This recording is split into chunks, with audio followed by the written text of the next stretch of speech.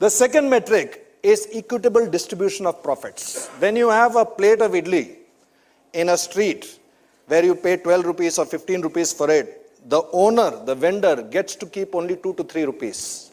The remaining 15 rupees or remaining 12 rupees goes to the entire supply chain. The people who wash the utensils, the people who grind it, the auto rickshaw guy who brings it, all of them get an equitable distribution.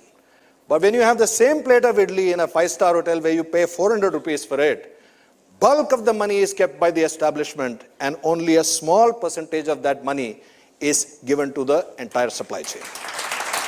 The third is the degree of empowerment of decision making. This boy sells these roses for 10 rupees. His cost, his kharidi, is 7 rupees, which means 30% profit per rose. And he can give you a 50% discount if he likes your face. To get a 5% discount from a large conglomerate, and there are many large conglomerates here, and you will testify it, sir.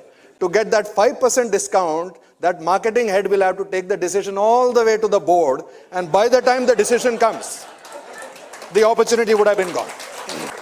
There is more fluidity in the street markets than any one of the businesses that you have seen. You see the street vendor here. So this person and millions of street vendors like him, he can't sell holy products throughout the year.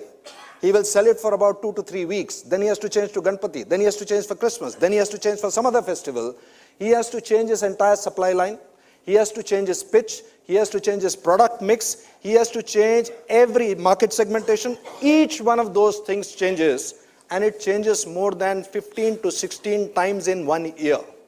You must have also heard big corporates trying to do change management, that it takes them anywhere between 5 to 7 years to do a change management from one product line to another product line. There is more entrepreneurship per square feet in the unorganized market. What you're seeing over here, which looks like a big mess. Do you remember when you are traveling in Bombay especially, and I'm sure in Nasik also, suddenly you will see in the streets, in every street corner, a new product will come. It may be a car cleaning pitchkari, it may be a head massager, it may be a toy, it will be Christmas hats before Christmas. Can you visualize the amount of planning, infrastructure, supply chain, bringing that equipment, the planning of when that particular product will be released, and it will be released simultaneously.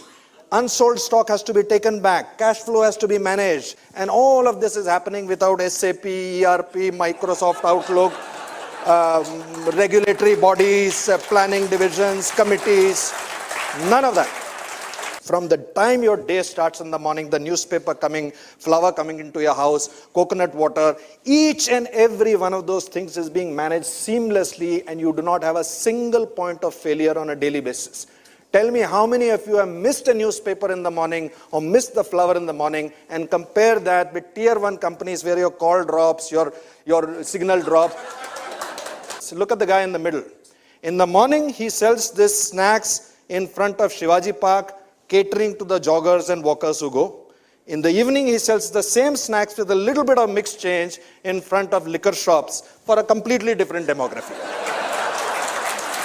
All of this is being done by people who don't have MBAs, haven't been to Harvard, haven't been to none of that places.